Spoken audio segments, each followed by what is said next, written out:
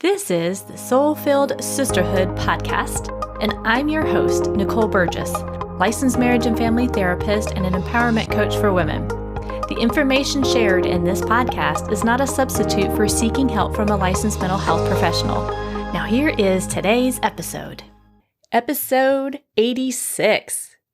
Well, before I dive into today's episode with my upcoming guest, ladies, I want to share with you what Tamara and I have been doing behind the scenes. So, in episode 81 and last week's episode 85, her and I have been sharing hey, we've got something cooking behind the scenes. We can't wait to share it with you. Well, here it is.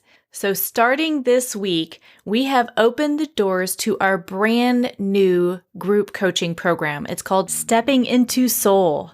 Shedding Labels and Limitations. And in this program, it's 12 consecutive weeks. It actually begins April 5th. So that means the doors are going to close the Friday before we begin the group coaching program, and it will go until July 3rd. Every single Friday, you will get a live group coaching call with Tamara or I or both of us. And we also have weekly modules that we're going to be putting out to the group as you go through this. The thing that makes us different from some of the other group coaching programs is we're doing a hybrid method. Things that, Tamara and I learned from our own experiences of what we really wanted. And what we mean by this is you're going to come up with your own goals. We've definitely got prompts for you to go through, and you're going to create the goals for your business or other areas of your life. And then the modules we have are going to help you dive even deeper of breaking through some of the mindsets that may be holding you back. We know for some of you, if you're an ambitious entrepreneur, a heart-centered entrepreneur, and you had a loud inner critic, or you've been procrastinating, or maybe it's even you're worrying about what loved ones or your clients will think of you if you actually make these changes that you've been craving to do, well, then this program is for you.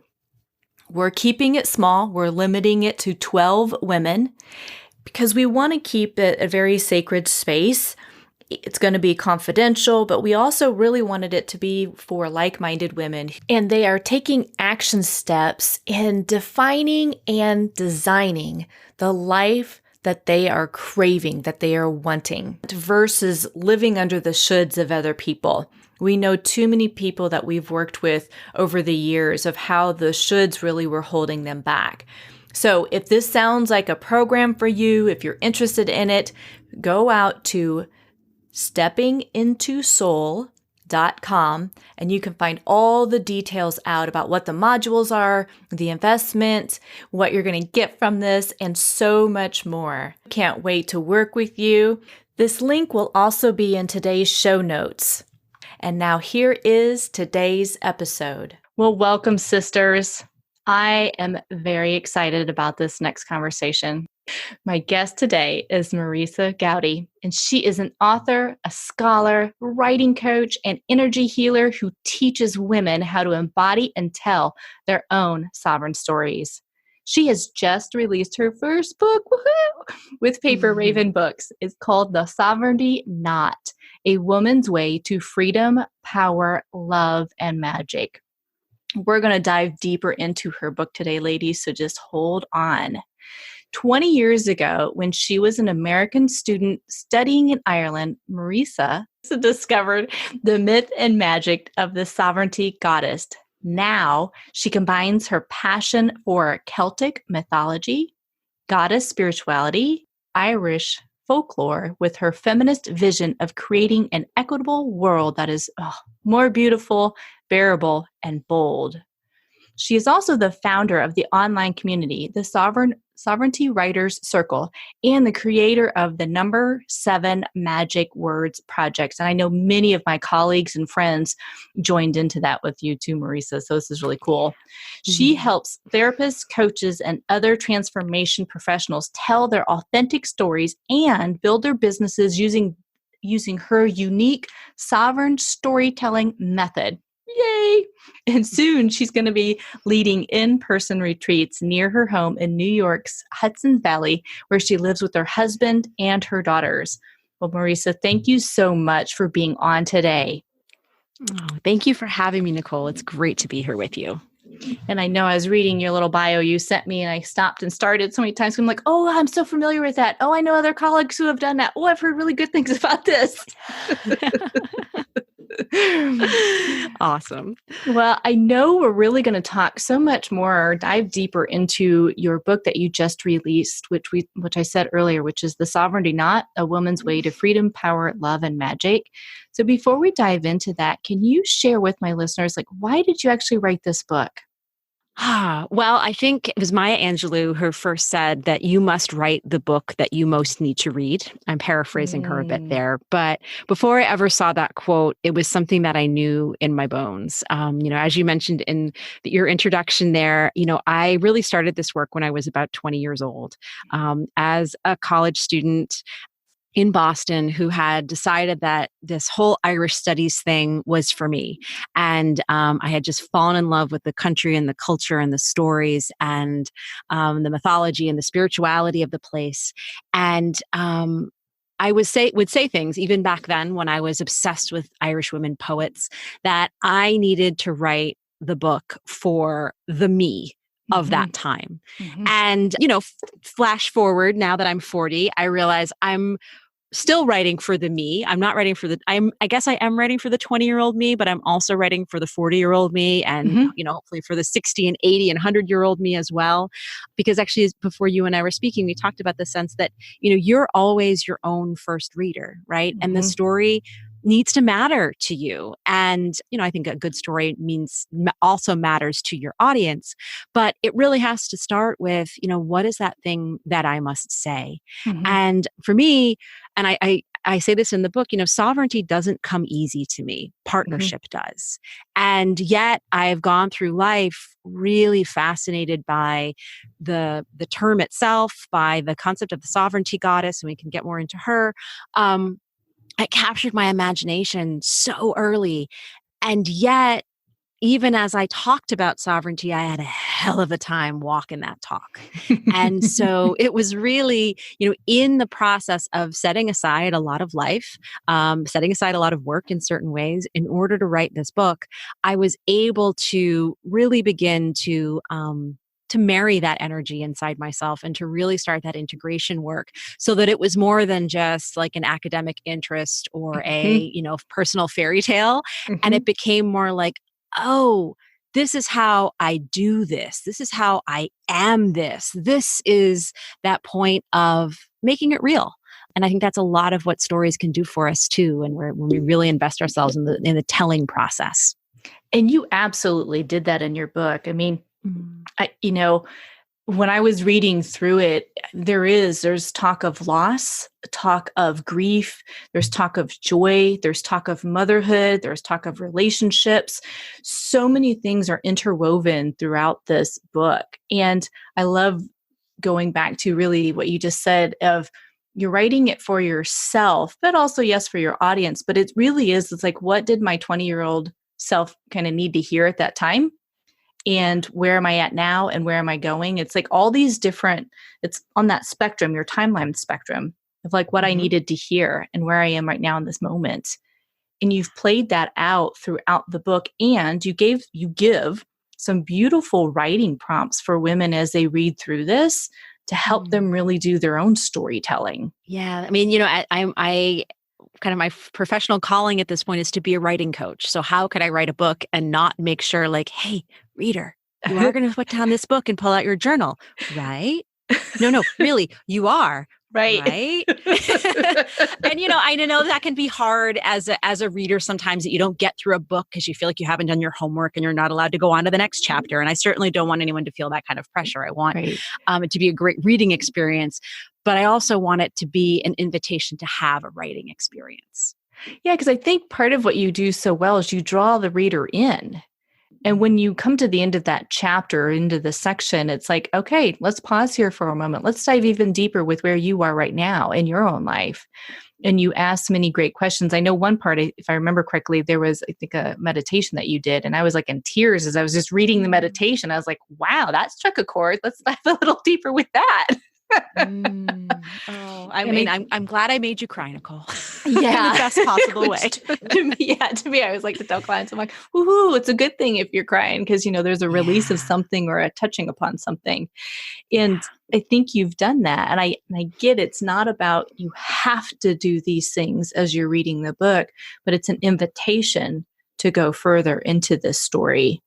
And I think you've done a beautiful job of that as well. I am curious, would you mind sharing just a little bit, like, what does sovereignty even mean? At least how you're defining it within this book that you've written.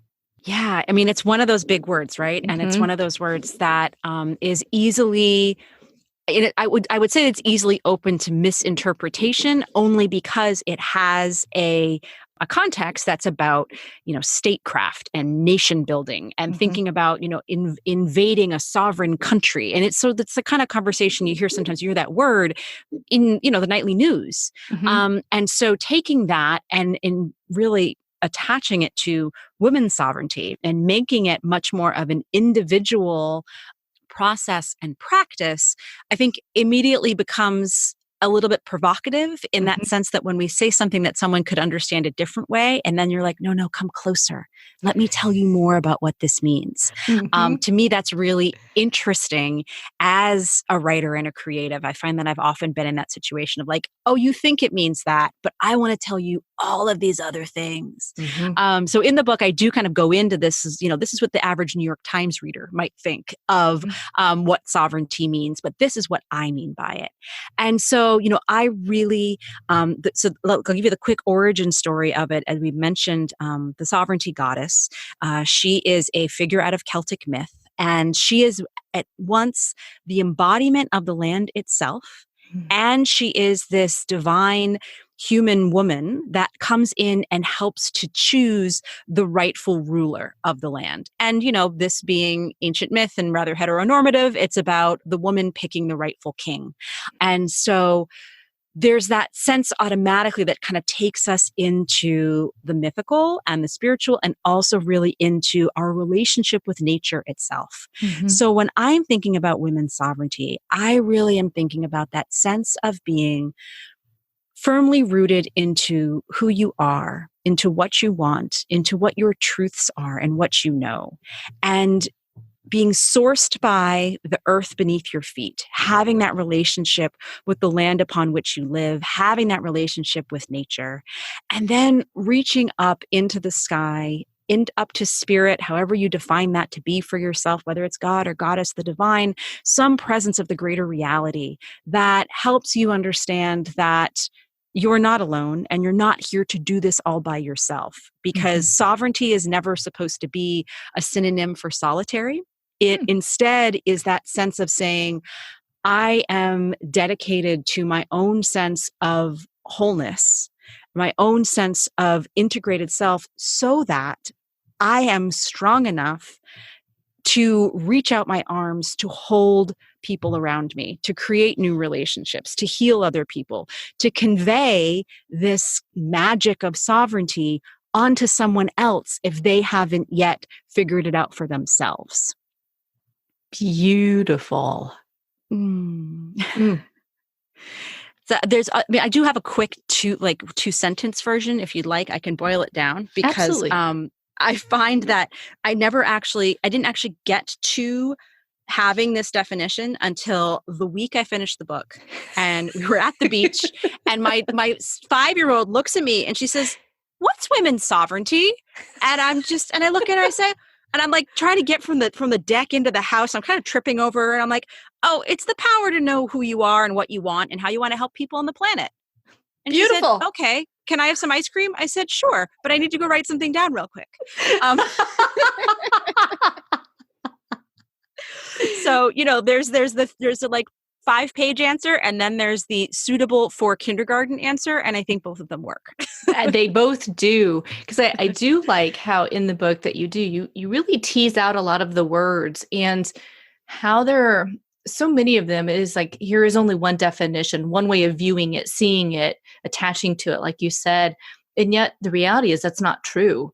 There are so much more to it. And what I love throughout the book is also you do a lot of the unraveling of not only the what do I want to say, the myths and the stories from Irish traditions and all of that. It's looking at things from a different perspective, maybe a different viewpoint, questioning things versus just accepting that, oh, well, this is the only way it is or the only definition of it is. There's a lot of what I like to say is you go from the dualistic, how we mostly think is the either or type of stuff, to non-dualistic, which is the both and.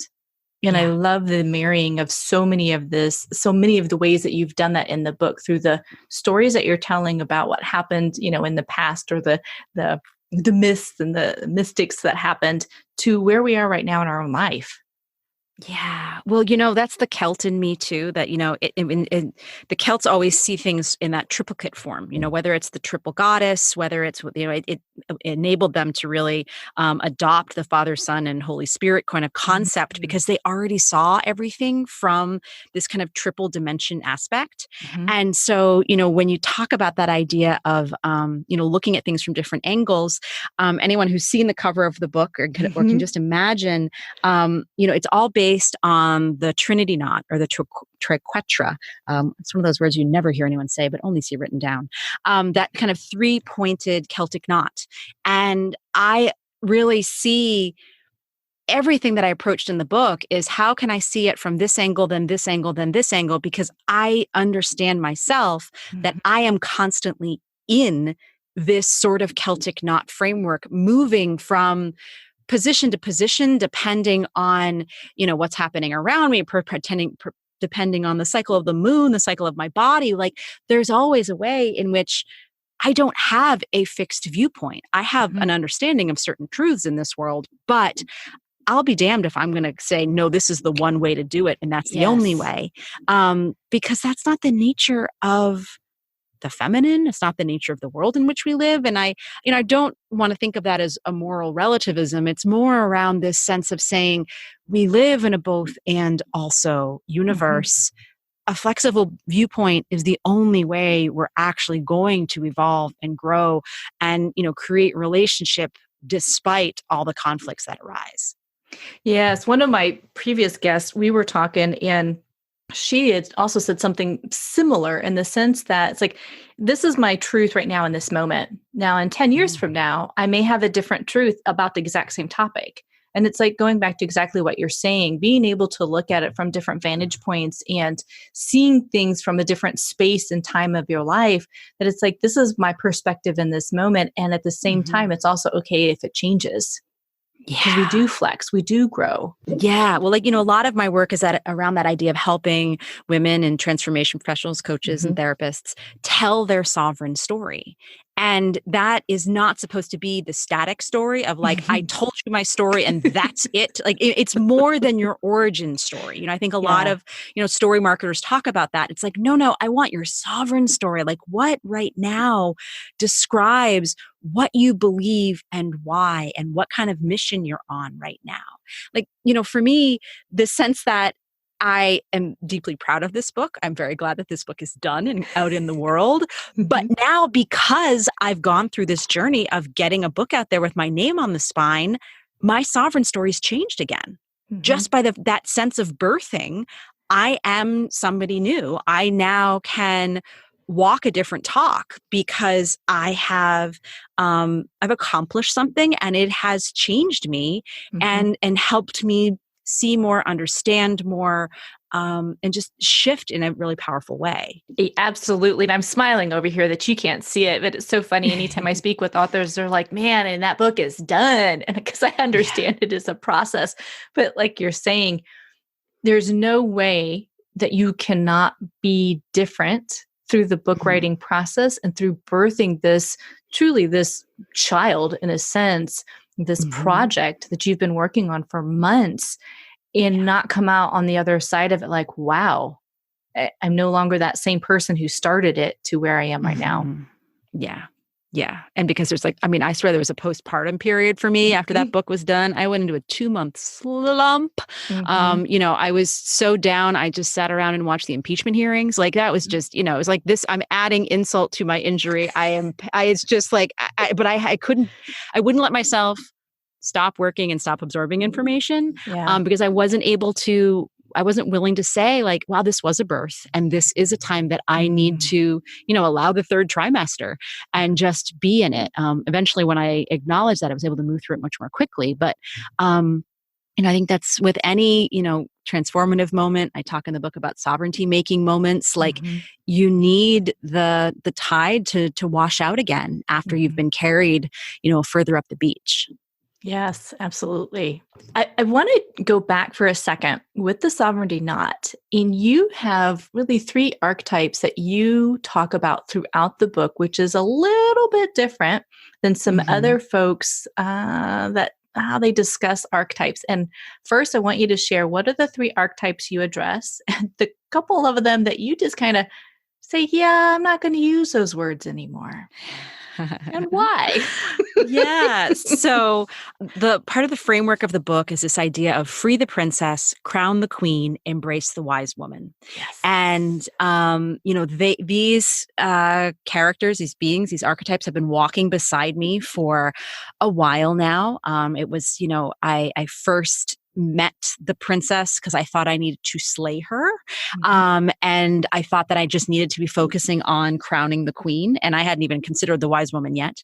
I think because as soon as the wise woman came along, she's like, you are not killing anyone, darling. You need to learn to value all parts of yourself for the love of all good things.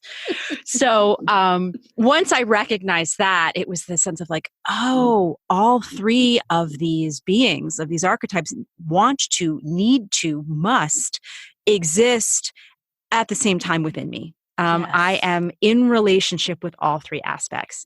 And this is definitely my way of really sort of pushing back against the maiden mother crone construction that has served many women, including myself, very well for a long, long time, but which really feels limited and as if the time for that has really set, because it's such a linear perspective on life and aging that first you're the maiden, then you're the mother, then you're the crone, and then that's it, folks.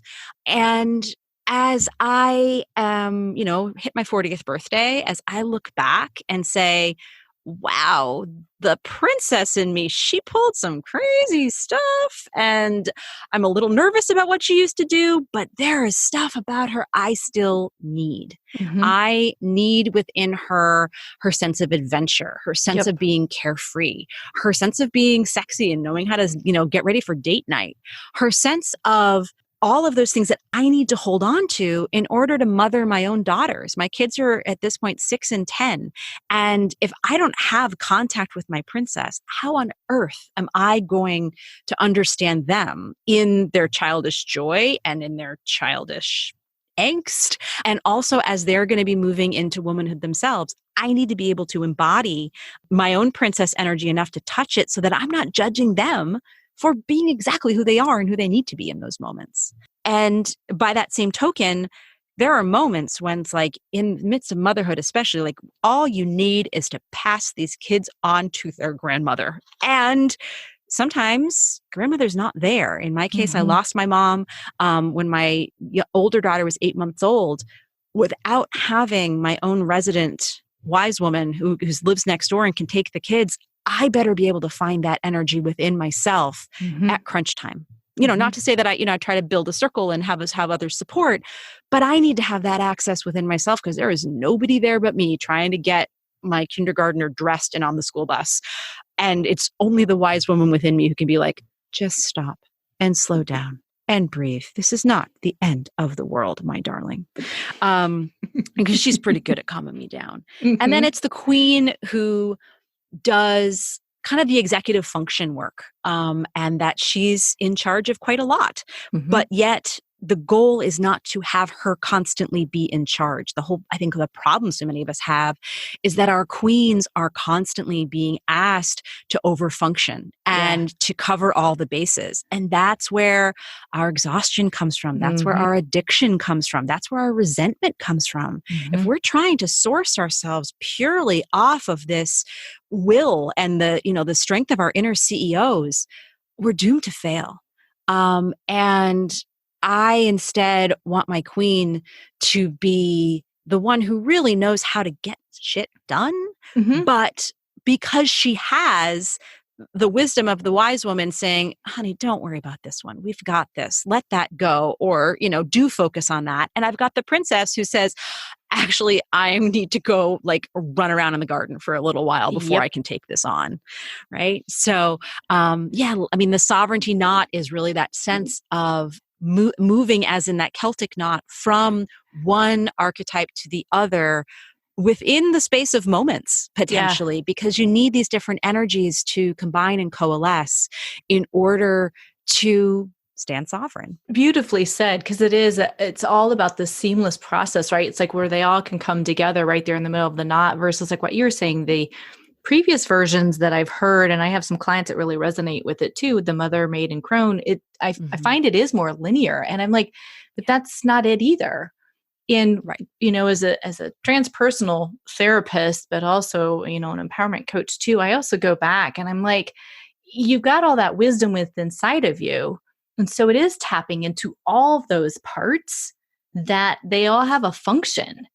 And if we totally disown the princess, that younger part who is, she is about adventure, she is about having fun, she is about creativity. I can only be the queen right now and I can only do this. Right. It's like, no.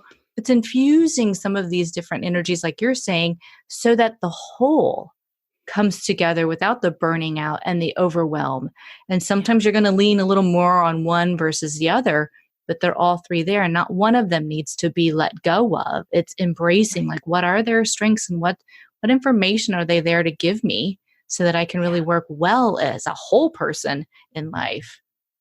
And what are their shadows too? There's those moments when it's like, oh, there's that petulant side of me that feels like she is owed something. Oh, that's my princess self right now coming out. How do I, regulate her with the sense of no, as the queen, you need to take your own action and not count on this coming to you. And it's really that sense of, I guess it's in an inner checks and balances in a really, hopefully compassionate, holistic way. Yeah. And I think that goes back to, because I know you talk about the shadow stuff, and it's, for me, it's like the wise woman can come in and talk to the princess who's in that shadow moment. Right. And where there can be some of the nurturing that's in there. And even the queen can do the exact same thing with the princess. And so that's the beauty of all of this, is just when you really know yourself and give yourself permission to go there and to get curious and explore, it's like the more and more of you, the real you, the authentic you in that moment of stage of life really gets to emerge. She's not hidden behind all the masks or the roles or the things that she's playing at or being told she could be or should be and all that other junk that goes along with it. She's releasing all of that and saying, here's who I am right now in this moment. Yeah. And it allows us to respect other women, whether they are, seem like they should be too young to be able to speak with wisdom and with gravity about something. It's way too easy to dismiss the young activists right now who are doing such phenomenal things with either Black Lives Matter or with the gun, anti-gun movement. And at the same time, it's where our ageism comes through, where if everybody's supposed to just be a crone, you're only Helen Mirren is the only person past 70 who's allowed to be hot or whatever it is. We all need that sense too, to allow, sisterhood to blossom so that we can really remove those limitations we've set based on chronology, because that's not ours to own. That's a patriarchal vision, not ours. Exactly. I had another guest on where we talked about ageism, and I'll reference it in the show notes, but we talked about, it's like, again, our words matter and how we're viewing things matter. And so just like you said, it's like, let's shift that mindset of what that means and what it should or should not be. Right. Yeah.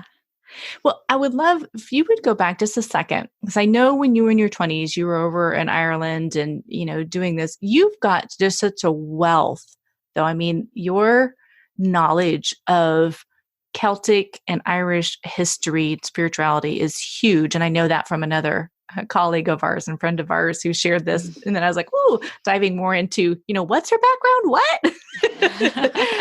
Share a little bit more, like why that really not only, well, one, your knowledge in it, like all the years that you've been doing this, kind of give our audience an idea of like how long you've really been steeped in this. And again, why that resonates so much with you. And you said just a little bit earlier of like why you incorporated it into the book, but why does this resonate so much with you? Well, it all began with Tom Cruise, to be perfectly honest. His doesn't everything begin with Tom Cruise. At least when you are a 13-year-old girl in 1992. I had the world's worst middle school situation. I hated it. And I would stay home for weeks on end. And I would watch Far and Away, that movie with Tom Cruise and Nicole Kidman, about a poor tenant farmer from Ireland who moves over to America to make it big. And to me, that movie it was survival. It was, my fairy tale boyfriend happened to be, a poor tenant farmer. But he also was Tom Cruise. And, it was, and only later did anybody put together like, oh, like Marisa didn't have like sick building disease. She was just really depressed. But no one in my family had the languaging for that. So it was just like, Marisa really likes Tom Cruise and is doing great in school. So we don't really think she needs to go. But wow, she's going to really wear out that VHS tape. So I thank him for that. This was before everything got weird with him. So it was good. It was pure. But that really just planted a seed for me that I think was, and I believe strongly in the sense that we resonate and vibrate with the energies and memory of our ancestors. And so there has always just been a soul deep connection for me to that place, to Ireland. Although, genetically, I'm a bit over 50% between lots of different lines from my parents. And they never really, it didn't occur to them to be particularly Irish until I turned everybody onto it. And then it became like the family hobby, which was kind of hilarious. But, at this point now I'm, raising an Irish dancer. And, it's just part of what we do. But it just took me deeper to recognizing, yes, it was the place.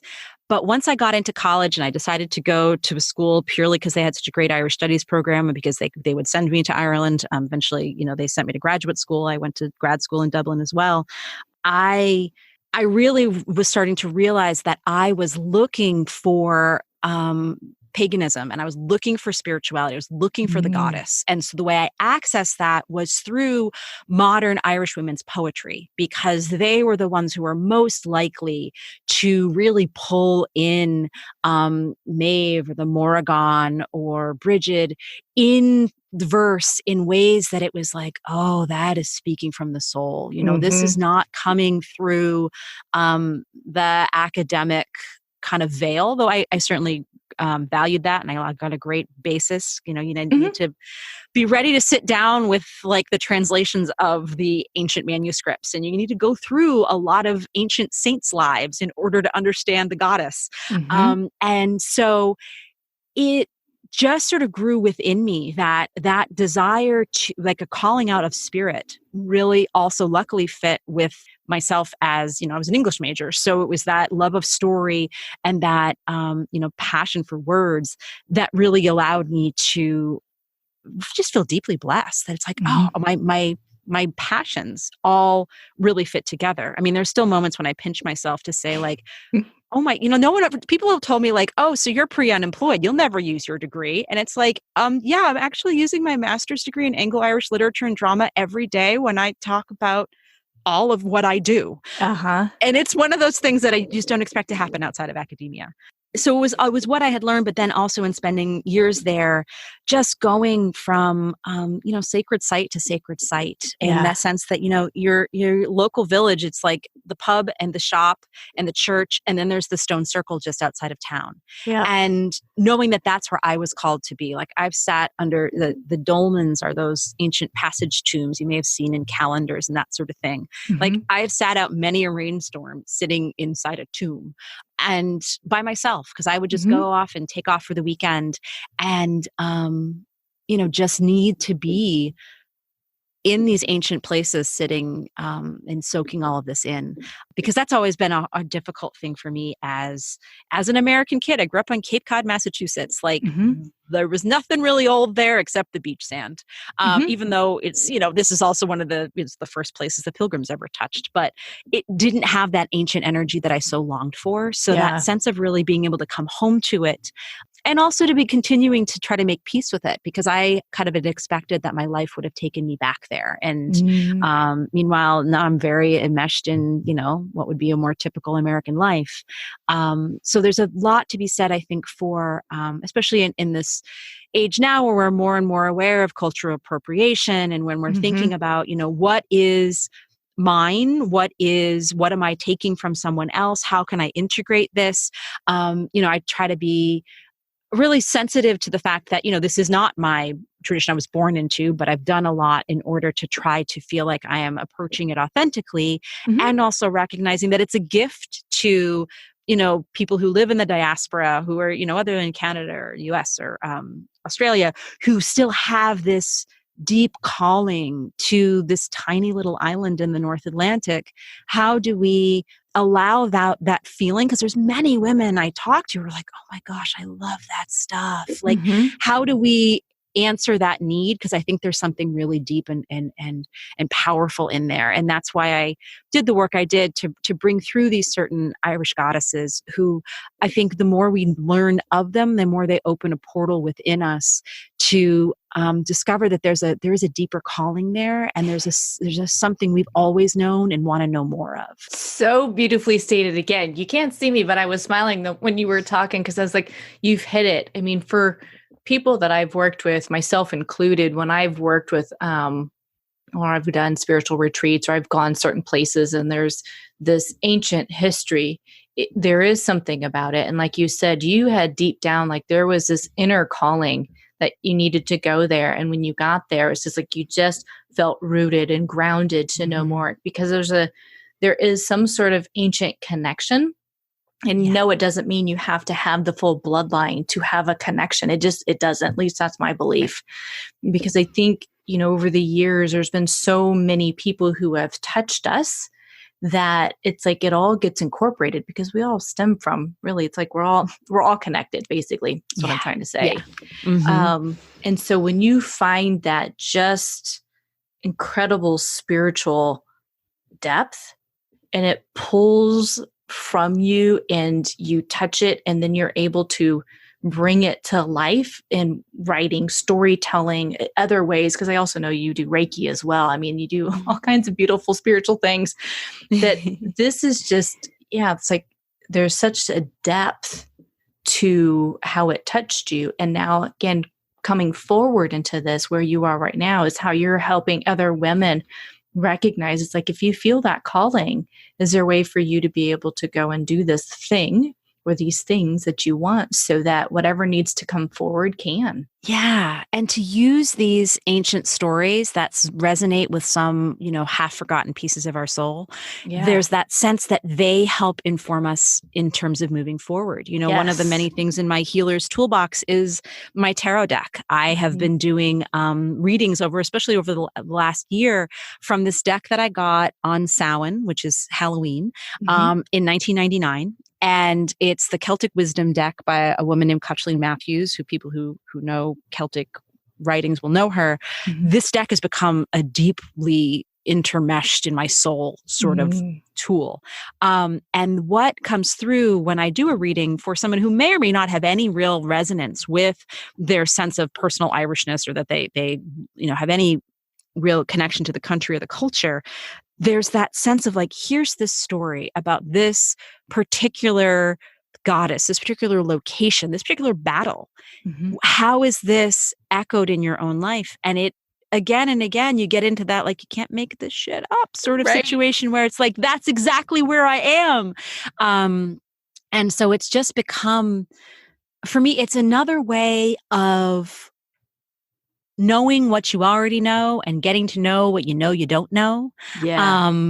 because it just lifts us out of the mundane and the typical and that overly practical, drudge work into saying like, no, there's mystery, there's magic here, there's more to this world than we often allow ourselves to see. And I can experience it. You can experience it in your life in this moment, and not just when you're watching Game of Thrones or the latest fantasy, because that's, look at the collective. We want those sort of big, sweeping, otherworldly stories because we perhaps deny them to ourselves inside of our own psyches. And I think that is much more available to us. And all we need to do is ask for it. Yeah.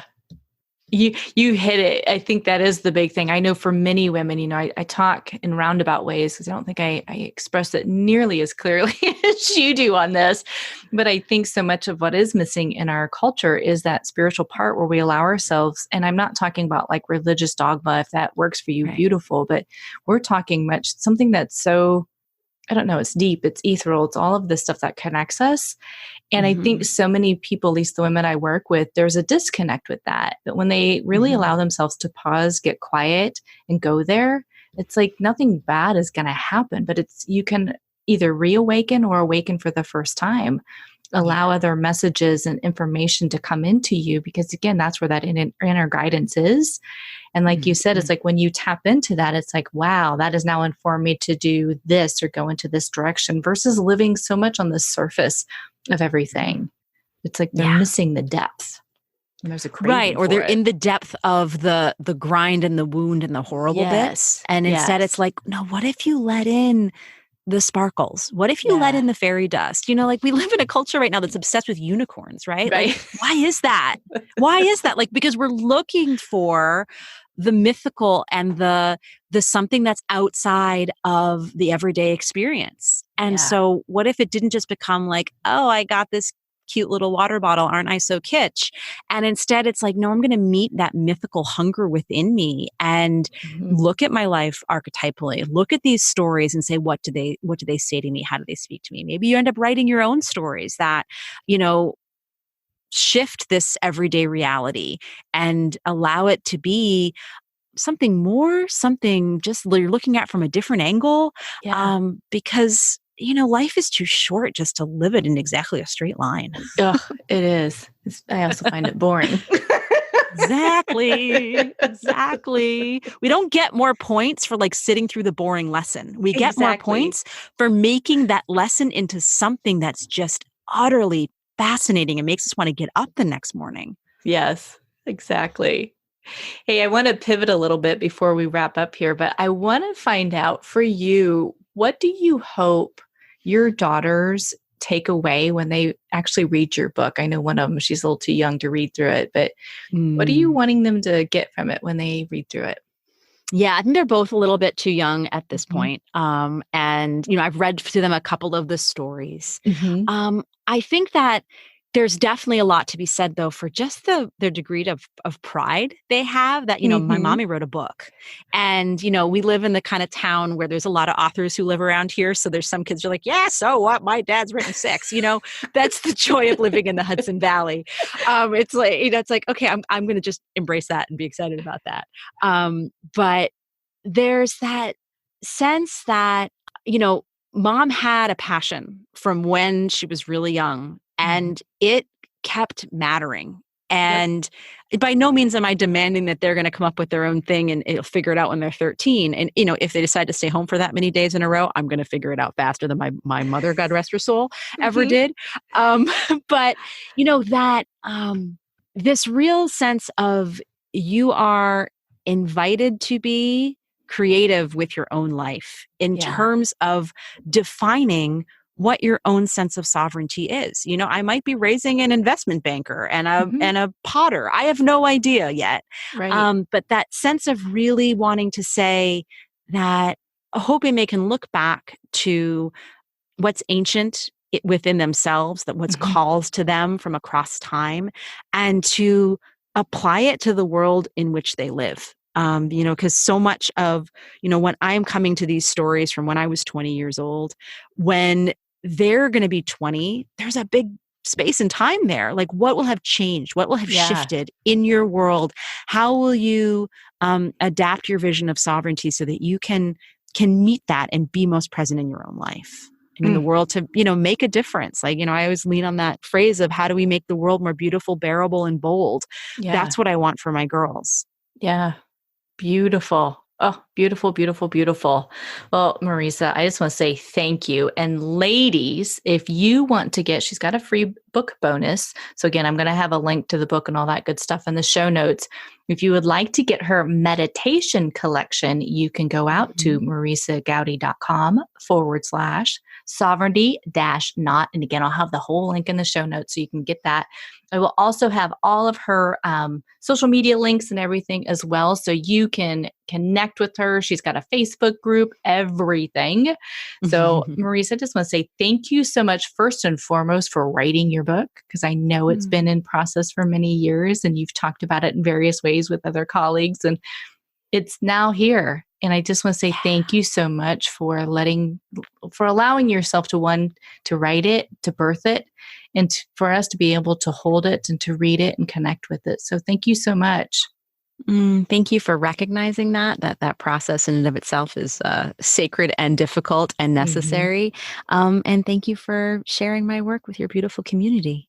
Thank you for listening. And if you're a female entrepreneur wanting to gain more confidence in speaking up for yourself, being able to respond versus react to events in your life and live a life that is aligned with you, head over to steppingintosoul.com to sign up for our new mastermind starting April 5th.